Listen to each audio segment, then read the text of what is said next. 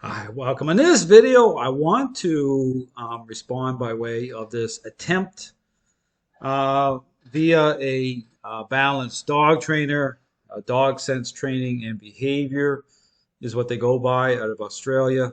Attempt to answer the question of the century. Okay, that's pinned up on my Facebook page at the top. You can find it there.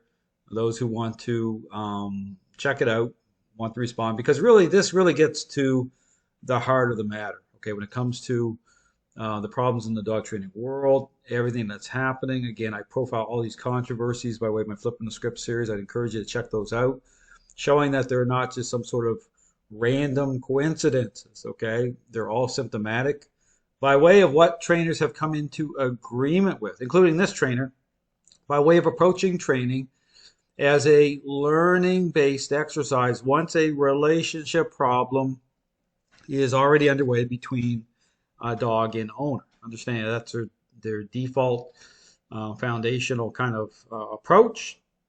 So I want to respond to the answer this trainer had put up. This is the same trainer who aligned herself, okay, with Robert Cabral by way of Zach George, trying to call him out. And again, the same Robert Cabral who made that very contradictory statement here a while back, talking about science has no place in dog training, which is a total contradiction. I talk about that. I put out a video about that, talking about what balanced dog trainers have come into agreement with. This idea in terms of approaching trains of learning based exercise, the four quadrants. I talk about how, again, it does not reconcile, okay, the role of influence and control by way of a process. The only way that can be done is through a intentional interaction based method. Again, following the path of what training represents, which I'll get into here, by way of a intervention. Take the path of a power play. So I talk about the core ingredients, influence and control, in terms of revealing, okay, even in terms of being able to assess the current state of the relationship, but also in terms of change itself, in terms of changing perception of dogs the right way. I talk about the language, okay, so looking at the method as a type of conversation you're having with your dog, which again the dog comes into agreement with. Okay, so again, it's all filters through at the social level. Dogs are social animals. And so I talk about this whole thing again. The question here is, what is the criteria? Balanced, force free, radical behavioralist, permissive, play, drive based. I don't want to leave anybody out. Trainers are using to establish that the perception of dogs are changing the right way. Again, in quotations here, in brackets, diminishment of unwanted behavioral issues. Okay, I show that this is what aligns with change in perception of dogs. Perceptions changing, those express states by way of control, they diminish, okay, as the dog changes the perception of how they perceive you in the relationship. Okay, and it said within the framework of superficial response. So I put the word superficial there, okay, just to kind of qualify, establish that, within the framework of response, the problem. Okay, at the very beginning, this is why I keep talking about the parenting example often on my videos, help people line this up at the social level, really kind of shine the light properly on the role of the dog owner at the social level, it's like the role of the parent. And even the same, you'll see a lot of the same dynamics. Okay, look at the permissive parenting style. You do your research, you're going to see the same problems. Okay, blame shifting, real issue doesn't get fixed. The level of just this divisiveness. Even parents will go after each other, okay? But causation, in terms of selfishness, okay? So this system of training represents the authoritative parenting style, not authoritarian, okay? Authoritative parenting style. It's all about, making sense to the dog. And again, bringing those core ingredients in to affect change. Now here, okay, I'm going to get into the response. Dog training behavior. You see a little picture pop up here, in Australia. And we'll talk about this. Now, here the person starts off, I'm trying to find definable terms in this question in order to understand, answer it. But by stating framework of superficial response, it appears you're not asking a question at all, but making a statement. Well, I am making, yeah, I'm making a statement. Okay, I'm actually saying this is it. Okay, but the question is, okay, establish? Okay, what's the criteria? So it is a question. It's a statement and a question. Okay, framed together, but it's to engage. It's to say, hey, for the public to understand, hey, this is the real issue. This is why so many people are experiencing a lack of results by way of trainers who are engaging a relationship problem as a learning-based exercise with how they're using treats, how they're motivating these dogs, and how they're, how they're perceiving or how they're assessing or they're assuming, because that's what they're doing, that those responses can be trusted, which again is the big disconnect. Okay, again, because again, line this up with the parent example. It's the same thing as dealing with at that point in the relationship with a selfish child, like someone coming in and at that point, okay, see, this is the thing that these trainers never connect. Okay, they don't connect dots this way. But when you make these connections, it becomes very clear because it's the same thing. Why would you think you can get away with it in terms of, the parenting example at the social level and get away with it and not in terms of the parent? I mean, it's ridiculous because it's the same outcomes. You'll see the exact same problems inherent to how this idea is applied. And so it says here, but I'll try and go by perception dogs are changing the right way and diminishment of unwanted behavior. I can only assume they're talking about improvement of issues like aggression, fear, barrier frustration, reactivity, unleash, etc. Yeah, absolutely. Okay. So I'll be happy to answer best I can based on my education and experience. That's fair ball. Generally, I'll measure how well a dog is improving by their arousal level around triggers. Now, pay attention to the words. I did respond to this by, I put by text here. I put the answer underneath here too. But I want to do a video on this to really break this down. But here's the thing. You hear the same words, and this is where you get into this kind of superficial, generalized language. Okay, all the trainers out there make. Okay, balance, force free. Talk about triggers. You go watch a video where these words are used a lot that way. By Grisha Stewart, behavioral adjustment training. I respond to that video. I break that all down, the kind of roadmap. Very interesting video. I provide context. Go through and watch that video. You hear the same superficial language, but it doesn't even define things properly. Okay, it's like doesn't even explain. Okay, this is about dogs as social animals. Okay, the trigger. Okay, the other dog. Its controls manifesting. So I talk about an express state. But see, these are words that these trainers can't use because they don't even believe it. Like they don't even, reference the relationship properly that way. They don't frame it up properly. So certain words are not even used. So they use these undefined terms. It's like, what's a trigger? What's that? And then here we go, improving their arousal levels. Now here's the thing. Here's the jumping over the whole thing here. Okay, you see this is kind of like jumping right over as to what I'm saying, okay, in terms of just, this is the lack of context. This is the thing about when I talk about influence and control, revealing, okay, just like engaging, a parent engaging a selfish child, like pick up your toys because you're the parent, versus pick up your toys and here's $100.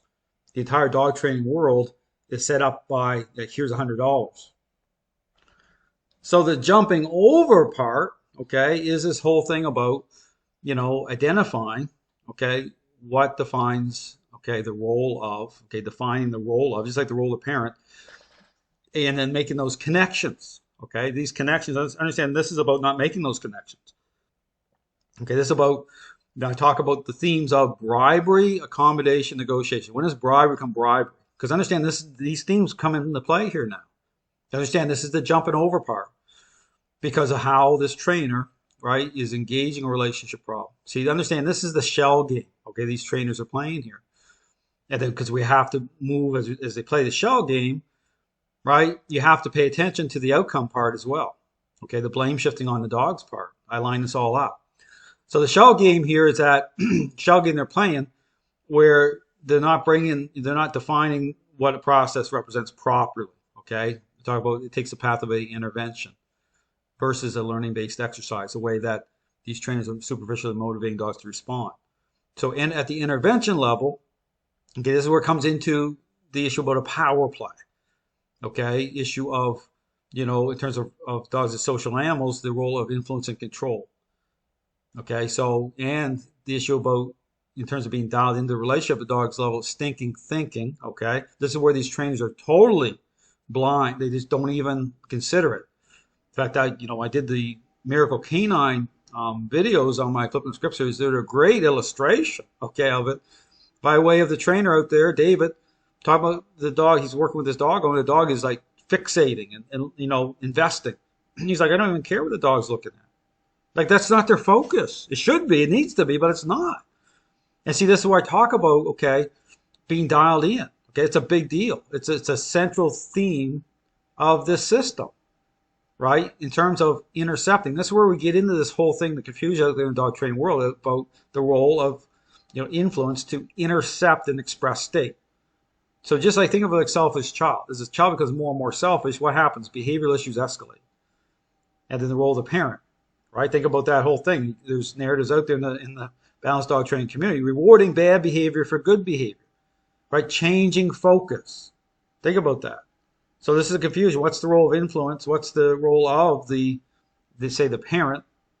So yes, you can pull a chocolate bar out in the child's mouth and off at you. You can change their focus, but these trainers are taking those moments and they're taking them out of context, right? They're saying, well, that change of focus represents good things are happening. Well, what's the criteria? Based on what exactly? I mean, this is the thing they're doing. So they're not even framing up these certain moments the properly. And that's why I say, even at a common sense level, these trainers are jumping into a relationship problem 1 minute in.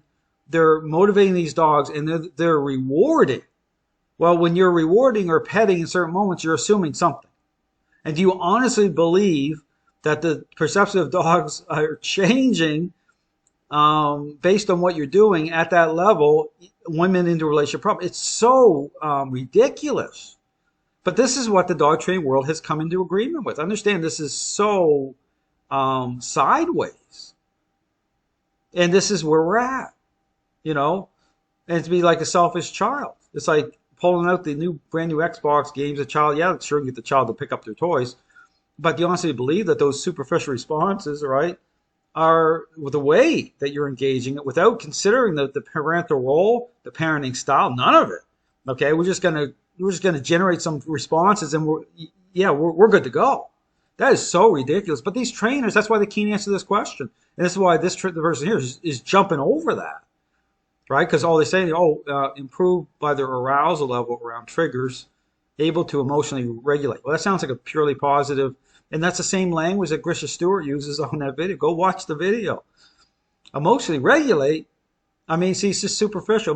Dog, it's control manifesting, right? Stress loads on, I talk about title on the stress loads on dogs. And so talk about, again, choices. Here's that word. Pay attention, right? Choices, right? Talk about free will. Again, having that conversation. See, this is all about layering stuff up here. Free will.